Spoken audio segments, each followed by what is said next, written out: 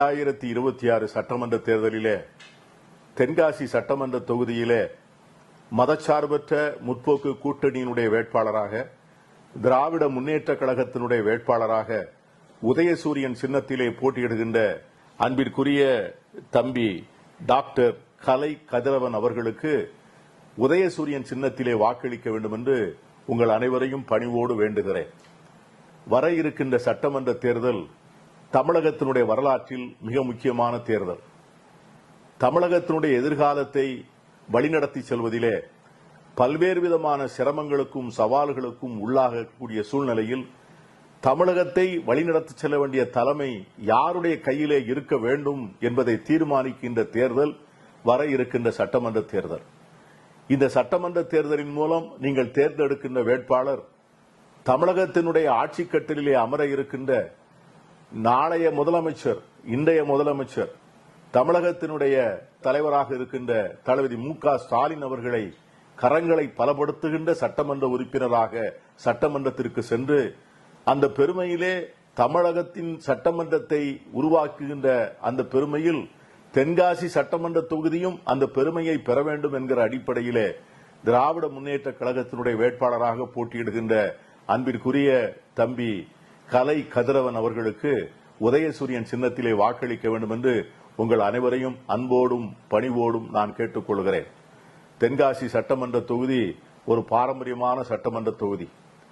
பல்வேறு விதமான சமூக பின்பலங்கள், சைவமும் தமிழும் சேர்ந்து வளர்ந்த மரபாக இருந்தாலும் இந்த பகுதி மக்களிலே அனைத்து தரப்பு மக்களும் அண்ணன் தம்பியராக வாழ்ந்து ஒரு மிகப்பெரிய தமிழ் சமூகமாக வாழ்ந்த பெருமை நமக்கு உண்டு. அந்த பெருமையை கட்டி காக்கின்ற வகையிலே அந்த தொகுதியினுடைய சட்டமன்ற உறுப்பினராக இந்த ஒரு படித்த இளைஞர், அதிலும் மருத்துவம் படித்தவர், இன்று அடையாளம் தளபதி ஸ்டாலின் அவர்களால் அடையாளம் காட்டப்பட்டு இன்று நம்முடைய பகுதியிலே போட்டியிடுகிறார் என்று சொன்னால் அவரை ஆதரித்து உற்சாகப்படுத்த வேண்டிய கடமை நம் அனைவருக்கும் உண்டு. நம்முடைய தென்காசி பக்கத்தில் இருக்கின்ற சுரண்டைக்கு அருகிலே இருக்கின்ற கடையாலுருட்டி என்கிற ஒரு சிறிய கிராமம் என்னுடைய சொந்த கிராமத்திற்கு அடுத்த கிராமம். ஒரு 50 ஆண்டுகளுக்கு முன்னால், 60 ஆண்டுகளுக்கு முன்னால் அந்த ஊரை பார்த்தால் 4 பனை மரங்களும் 5 ஓலை குடிசைகள் மட்டும்தான் இருந்தன. ஆனால் இன்று அது ஒரு சிறிய நகரமாக வளர்ந்திருக்கிறது. அந்த மண்ணிலே இருந்து புறப்பட்ட ஒரு மனிதன் சென்னைக்கு வந்து திராவிட முன்னேற்ற கழகத்தில் இணைந்து தலைவர் கலைஞர் அவர்களுடைய அன்பை பெற்று திராவிட முன்னேற்ற கழகத்தினுடைய துணை அமைப்பு செயலாளராக வளர்கின்ற அளவிற்கு தன்னை தகுதி படைத்தவராக உயர்த்தியிருக்கிறார் என்று சொன்னால் அது மிகவும் பெருமைக்குரிய ஒரு வரலாறாக நான் பார்க்கிறேன். அன்பிற்குரிய சகோதரர் அன்பகம் கலை அவர்கள் தன்னுடைய சொந்த உழைப்பால், தன்னுடைய ஒவ்வொரு நாளும் அவருக்கு இருந்த அர்ப்பணிப்பால் தன்னுடைய வாழ்க்கையிலே கொஞ்சம் கொஞ்சமாக முன்னேறியவர். தலைவர் கலைஞர் அவருடைய இதயத்திலும் நம்முடைய முதலமைச்சர் அவருடைய இதயத்திலும் இடம் பெறுவது என்பது அவ்வளவு சாதாரண காரியமல்ல. இன்று அத்தகைய இடத்தை பெற்று திராவிட முன்னேற்ற கழகத்தினுடைய துணை அமைப்பு செயலாளராக அவர் பணியாற்றுகிறார் என்று சொன்னால் அவரை பாராட்ட வேண்டும். அவருடைய அருமார்ந்த புதல்வன் தான் தம்பி கலை கதிரவன் அவர்கள். ஆகவே திராவிட முன்னேற்ற கழகத்தினுடைய பலவிதமான தொடர்புகளையும் தலைவர்களுடைய ஆதரவையும் நட்பையும் அவர்களுடைய அன்பையும் பெற்ற அத்தகைய ஒரு இளைஞர் நம் தொகுதியினுடைய சட்டமன்ற உறுப்பினராக தேர்வு பெற்று சட்டமன்றத்திற்கு செல்வது என்பது நமக்கெல்லாம் ஒரு பெரிய பெருமை. அந்த இளைஞரை நாம் ஆதரிக்க வேண்டும். நம்முடைய முதலமைச்சர் அவர்கள் கடந்த 5 ஆண்டுகளாக கொடுத்த ஆட்சியினுடைய பெருமை நாம் ஒவ்வொருவரும் அறிந்ததே. அவர்கள் வகுத்து தந்த சமூக நல திட்டங்கள் இன்று சமூகத்தினுடைய ஒவ்வொரு பிரிவிலே இருக்கின்ற மக்களையும் உயர்த்தி இருப்பதை பார்க்கிறோம். குறிப்பாக தமிழகத்திலே வாழ்கின்ற கோடிக்கணக்கான பெண்களுக்கு மாதந்தோறும் அவர் தருகின்ற உரிமை தொகை, கல்லூரிக்கு போகின்ற பெண்களுக்கு மாதந்தோறும் தருகின்ற கல்வி உதவித்தொகை, நான் முதல்வன் என்கிற திட்டத்திலே நம்முடைய மாணவர்களுக்கு அவர் செய்கின்ற மிகப்பெரிய உதவிகள், அவர்களை எதிர்காலத்திற்கு தயாரிக்கின்ற அற்புதமான முன்னெடுப்புகள், மாற்றுத்திறனாளிகளுக்கு, வயோதிபர்களுக்கு, விவசாயிகளுக்கு, நெசவாளர்களுக்கு, மீனவர்களுக்கு, இன்னும் சமூகத்திலே எல்லா பிரிவினருக்கும் சிறப்பான திட்டங்களை ஒவ்வொரு நாளும் நிறைவேற்றி தருவதை நாம் பார்த்துக் கொண்டே இருக்கிறோம். சிறுபான்மை மக்கள், பட்டியலின மக்கள், பழங்குடி மக்கள், பெண்கள் என்று சமூகத்திலே நலிந்தவர்களுக்காக அவர் செய்கின்ற சிறப்பான திட்டங்கள் இன்று ஒட்டுமொத்த தமிழகத்தினுடைய தனிநபர் வருமானத்தையே பல மடங்கு கூட்டியிருக்கிறது. இன்று தமிழகத்தினுடைய ஒரு தமிழனுடைய சராசரி தனிநபர் வருமானம் நம்முடைய இந்திய தேசிய வருமானத்தை விட ஏறக்குறைய 2 மடங்கு என்று சொன்னால் அதற்கான முயற்சிகளை மேற்கொண்ட நம்முடைய முதலமைச்சர் அவர்களை நாம் பாராட்டித்தான் தீர வேண்டும். இத்தகைய திட்டங்கள் அடுத்த 5 ஆண்டுகளில் மேலும் விரிவுபடுத்தப்படும் என்கிற உறுதியை நம்முடைய முதலமைச்சர் நமக்கு தந்திருக்கிறார். இன்றைக்கு இருக்கின்ற ஒன்றிய அரசு நம்முடைய அரசை செயல்பட விடாமல் முடக்குவதிலும், நமக்கு கிடைக்க வேண்டிய நிதி ஒதுக்கீட்டை தடுப்பதிலும், நமக்கு சேர வேண்டிய பல்வேறு திட்டங்களை தராமல் மறுப்பதும் அன்றாட வாடிக்கையாக வைத்திருக்கின்ற சூழ்நிலையிலே தமிழகத்தை இந்தியாவின் நம்பர் 1 மாநிலமாக உயர்த்துகின்ற பெருமை நம்முடைய முதலமைச்சருக்கு உண்டு. இன்று நம்முடைய மதச்சார்பற்ற முற்போக்கு கூட்டணி என்பது கொள்கைகளால் இணைந்த கட்சிகள். இந்த கட்சிகள் இந்தியாவினுடைய நலனை பாதுகாக்கின்ற அதே நேரத்தில் மாநில உரிமைகளை பாதுகாக்க வேண்டும், சமூக நீதியை பாதுகாக்க வேண்டும், ஏழை எளிய மக்களுக்கான பொருளாதார நீதியை தர வேண்டும் என்பதிலே நாம் ஒன்றாக இணைந்திருக்கிறோம்.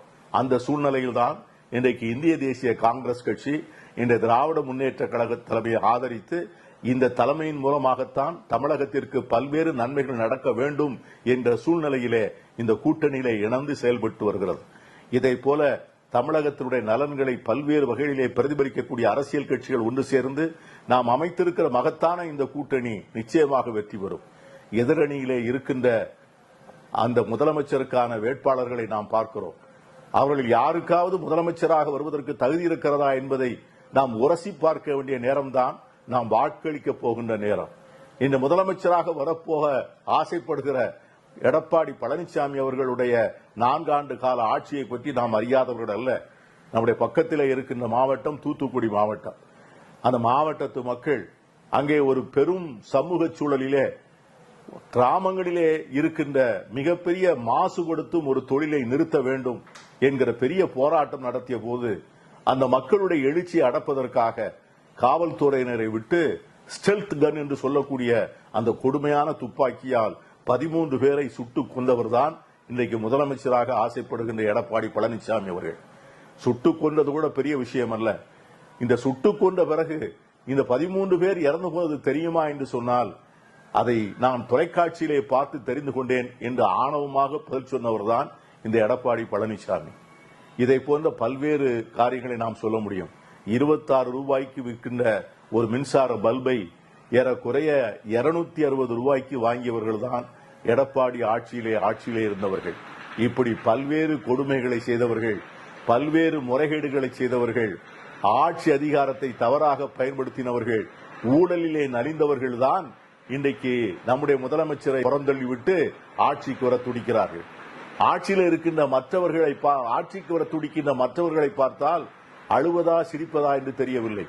ஆட்சிக்கு வர வேண்டும், முதலமைச்சராக வேண்டும் என்று ஆசைப்படுகின்ற ஒருவர் அவருக்கு சொல்லுகிறார், நான் நெய்வேலி அனல் நிலையத்தை ஆட்சிக்கு வந்தால் மூடுவேன் என்று சொல்லுகிறார். நெய்வேலி அனல் மின் நிலையம் தான் தமிழகத்தினுடைய மின்சார தேவையிலே 50 to 60 விழுக்காடு மின்சாரத்தை நமக்கு தர வேண்டும். பெருந்தலைவர் காமராஜர் உருவாக்கி தந்த அற்புதமான மின் திட்டம் நெய்வேலி மின் திட்டம். அதை நான் மூடுவதுதான் ஒரு முதலமைச்சருடைய வேலை என்று சொன்னால் அதை நாம் ஏற்றுக்கொள்ள முடியுமா? இன்னொருவர் முதலமைச்சராக அவர் ஆசைப்படுகிறார். அவருக்கு தமிழகத்தை பற்றிய புரிதல் இருக்கிறதா? தமிழக மக்களுடைய பிரச்சனைகளை பற்றிய தெளிவு இருக்கிறதா? தமிழகத்தை எதிர்நோக்கியுள்ள பல்வேறு விதமான சிக்கல்களை அவர் எப்படி புரிந்து கொண்டிருக்கிறார்? அதை பற்றிய கருத்து என்ன? எவ்வாறு அவர் செயல்பட போகிறார் என்பதை நாம் அறியோம். அப்படிப்பட்ட சூழ்நிலையிலே நமக்கு நெருக்கமானவர், ஏழை எளிய மக்களுடைய நலனை நாள்தோறும் கண்காணிப்பவர், சமூகத்தில் இருக்கின்ற அடித்தட்டு மக்களுக்கு நெருக்கமாக இருப்பவர், சமூக முன்னேற்றமும் சமூகத்தினுடைய அடித்தட்டு மக்களுடைய முன்னேற்றமும் தன்னுடைய வாழ்வின் கடமை எண்ணி செயல்படுகின்ற நம்முடைய முதலமைச்சரை ஆதரிக்க வேண்டிய கடமை நம் ஒவ்வொருவருக்கும் உண்டு. அந்த ஆதரிக்க வேண்டிய கடமை நாம் நிறைவேற்றுகின்ற முகத்தான் இந்த தொகுதியிலே சட்டமன்ற வேட்பாளராக போட்டியிடுகின்ற அருமைக்குரிய தம்பி கலை கதிரவன் அவர்களுக்கு உதயசூரியன் சின்னத்திலே வாக்களித்து ஒரு மகத்தான வெற்றி பெற செய்ய வேண்டும் என்று நான் விரும்புகிறேன். தென்காசி மாவட்டத்திற்கு கடந்த அமைச்சரவையிலே ஒரு அமைச்சர் இல்லை. இந்த முறை ஒரு அமைச்சர் வேண்டும் என்று நான் கேட்பேன். அப்படிப்பட்ட சூழ்நிலை வருகின்ற போது தம்பி கலை கதிரவன் போன்ற இளைஞர்களுக்கெல்லாம் வாய்ப்பு வரக்கூடும். எனவே ஒரு தகுதியான ஒரு தம்பியை தேர்ந்தெடுத்து அவருக்கு உதயசூரியன் சின்னத்திலே வாக்களித்து வெற்றி பெறச் செய்து தமிழக சட்டமன்றத்திற்கு அனுப்ப வேண்டும் என்று உங்கள் ஒவ்வொருவரையும் பணிவோடு கேட்டு விடைபெறுகிறேன். நன்றி, வணக்கம். வாக்களிப்பீர் உதயசூரியன்.